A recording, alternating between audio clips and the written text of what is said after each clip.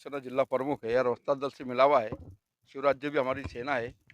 ये जो सुनो, जो साहब ने जो रिक्शा वालों के वास्ते पावता निकाले, ऑनलाइन पावती, जो अभी भरो 1 लाख 10 लाख कितने भी हो, रिक्शा वालों को उन्हें फैसिलिटी देना चाहिए। 5-5 2-2 5-5 हज़ार करके उनको जमा करना चाहिए।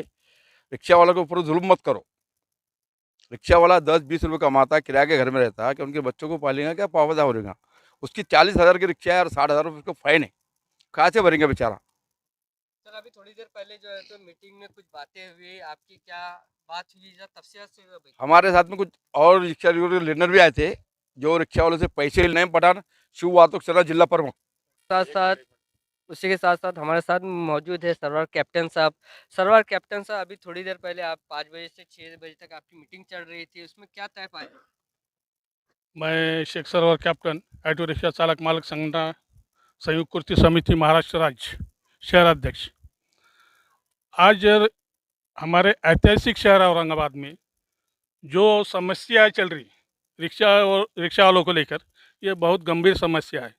ये रिक्शा वालों तो हर प्रशासन से हर अधिकारी ये बोलता है कि रिक्शे वाले कायदा और सुव्यवस्था सुशासन शिस्त में नहीं रहते। और मगर इसका रीज़न क्या है, ये प्रशासन भी तो देखना चाहिए ना। प्रशासन ने इस चीज़ को देखना चाहिए कि इसका रीज़न क्या है, इसका कारण क्या है, ये क्यों हो रहा। क्योंकि आज पूरे औरंगाबाद में इतनी बड़ी शहर है, ऐतिहासिक शहर है, यहाँ पर रिक्शा स्टैंड नहीं है, पिकअप पॉइंट नहीं, ड्रम पॉइंट नहीं, पार्किंग की व्यवस्था नहीं है। ये वाहतुक शाखा, आरटीओ, महानगर पालिका आयुक्त, इनका काम है ये पहले पुरवठा करना। उसके बाद में आप रिक्शा वालों को बोलो बेशिस्त है। आज वो 100-200 रुपये कमाने के लिए 10 से 12 तास, 12 घंटे, 14 घंटे गाड़ी चला कर अपना कुटुंब प्रपंच चला रहे हो, मगर इसकी तरफ उनका ध्यान नहीं जाता। अरे अपने बाल बच्चों को पालने के वास्ते वो पैसेंजर को खिस्तान कर रहे, वड़तान कर रहे, आगे गाड़ी पार्किंग कर रहे, तो नो पार्किंग की पावती मिल रही। आज देखेंगे तुम रिक्शा वाले पे पार्किंग के लिए ऑनलाइन चलन के लिए गाड़ियाँ लगाना चालू है। आज कम से कम नहीं बोले तो 200-100 गाड़ी वाहतुक शाखा की तरफ से लगाई गई। ठीक है, आप कार्रवाई कर रहे, वेलकम है कार्रवाई के लिए, मगर वो कार्रवाई किस किस बारे में की जा रही है? ई चलन के बारे में। अरे ई चलन में तो नो पार्किंग और रॉन्ग एविडेंस जो है, नो पार्किंग और रॉन्ग एविडेंस, इसकी जो चलन है ये 70% चलन है।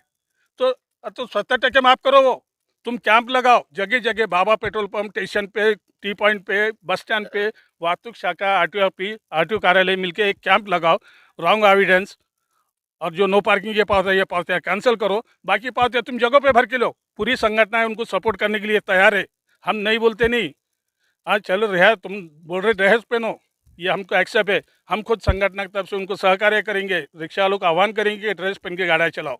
मगर ये जो बोलते शिस्त में चलो, शिस्त तो रिक्शे वाला बेशिस्त नहीं है। रिक्शा वाला भी एजुकेटेड है, पढ़ा लिखा है, वो अपना व्यवसाय अपने तरीके से कर रहा, अपने कुटुंब प्रपंच के लिए चल रहा। और सबसे ज़्यादा महसूल रिक्शा चालक ही यहाँ से देता। सालाना बोले तो कम से कम, नहीं बोले तो वो 7 लाख रुपए सालाना वो रिक्शा वाला प्रशासन को, शासन को दे रहा, और उसका ख्याल नहीं कर रहा। और उसको जो सुविधा होना चाहिए वो सुविधा गवर्नमेंट देने के लिए तैयार नहीं।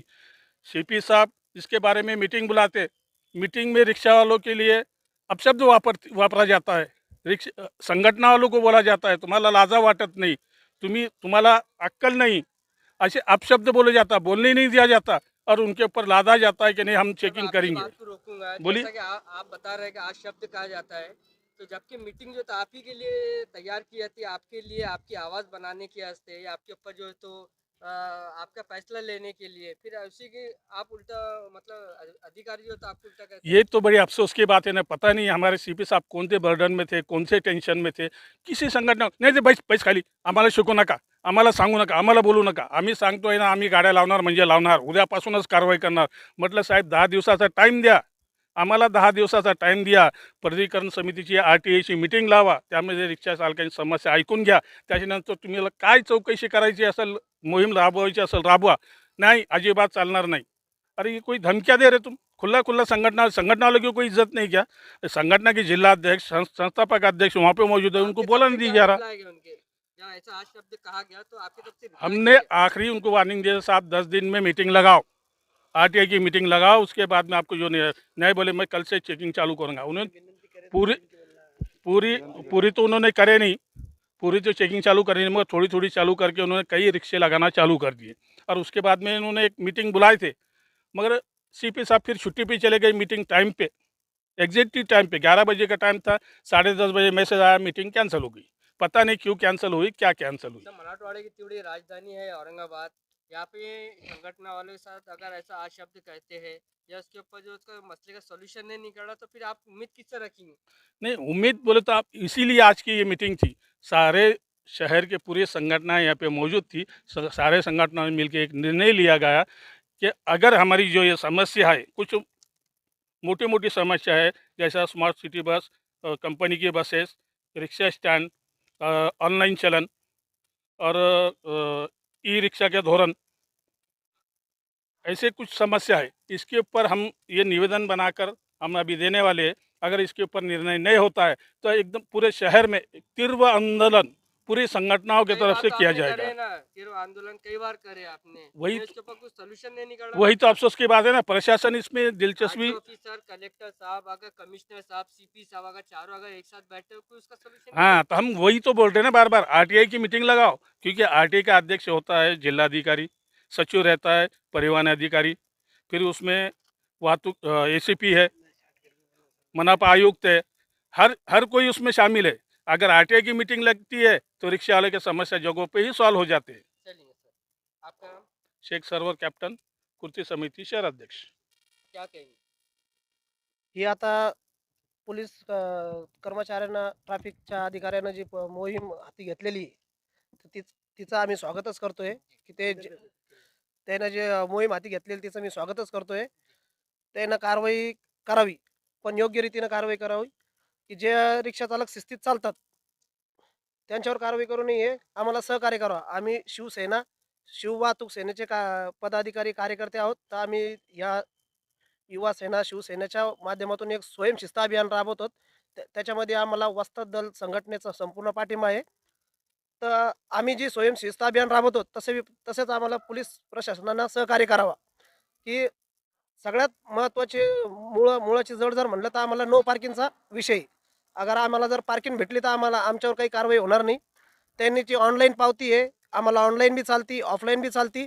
फक्त योग्य कारवाई करावा. आम्ही जे शिवसैनिक आहोत, हे कायद्याच्या चौकटीमध्ये राहून काम करणारे आहोत. त्यांना कायदेशीर कारवाई करावा. आमचा त्यांना कुठेही विरोध नाही आहे. फक्त त्यांनी आम्हाला पक्की नसता कच्चे स्टँड त्यांना सध्यापुरते आम्हाला द्यावं आणि त्याच्यानंतर त्यांनी बघा अगर आमचे रिक्षा चालक जर शिस्तीत असतील तर त्यांनी आम्हाला पक्के स्टँड देण्यात यावं, ही अशी विनंती करतो. जय हिंद, जय महाराष्ट्र.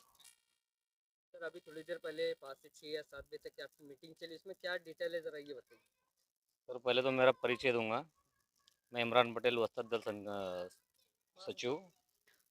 सर पूरे संगठनों की आज मीटिंग हुई, जो आज हमारे ऊपर कार्रवाई का बर्डन, मैं बर्डन कहूँगा इसको, जो ट्रैफिक ने हमारे ऊपर लगाया है, तो उसमें आधे से ज़्यादा सर हमको पता नो पार्किंग का है। तो जो गाड़ियाँ हमारे लगाई जा रही 50-60 हज़ार उनके ऊपर फ़ाइन है। सीपी साहब का बोलना है कि 100% फ़ाइन भरा जाए तभी गाड़ियाँ छोड़ी जाए। तो सर हमारा एक ये विनंती है सीपी साहब से कि जो गाड़ियाँ लगी है तो लोग गोर गरीब है, इतने फ़ाइन नहीं भर सकते, तो कम से कम उनके फ़ाइन 15 से 10 हज़ार रुपये तक भरी जाए और गाड़ी छोड़ी जाए, यानी सब्सिडी दी जाए। सब्सिडी दी जाए। और एक साथ में इतनी पेमेंट नहीं भर सकता कोई भी रिक्शा वाला।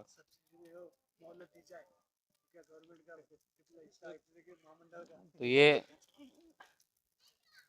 तो सीपी साहब से हमारा ये निवेदन है, क्या जो गाड़ियाँ लगी है तो उसमें कम से कम 10 से 15 हज़ार रुपये फ़ाइन भरकर वो गाड़ियाँ छोड़ी जाए, रिलीज़ किया जाए।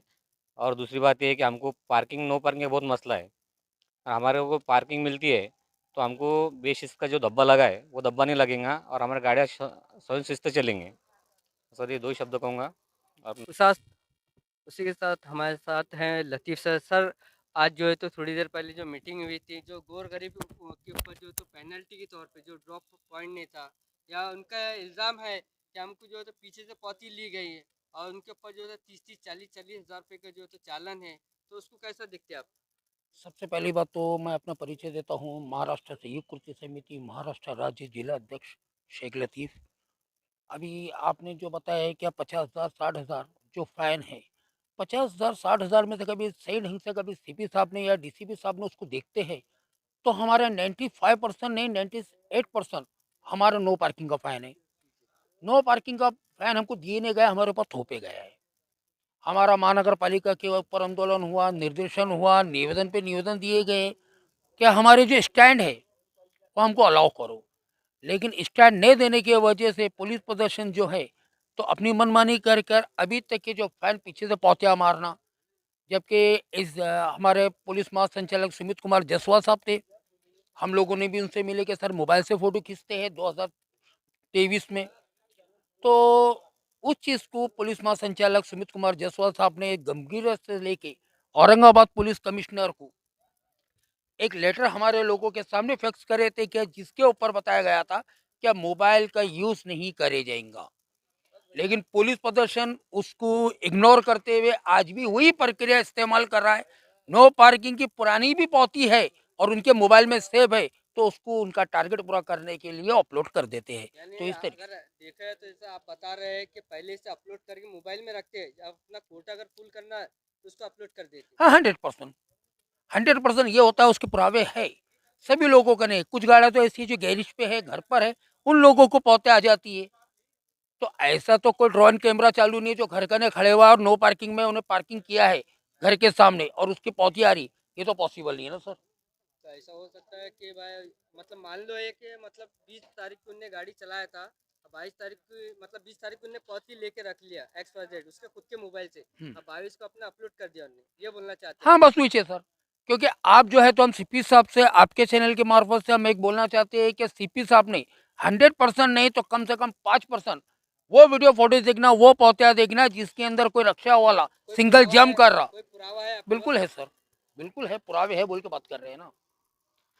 दूसरी बात और सबसे मेन केस जो सीपी साहब ने उस दिन बुलाई, सीपी साहब ने हमारे सामने 8 मुद्दे रखे, 8 में से हमको 3 में हम उनसे सहमत है लेकिन 5 में नहीं है।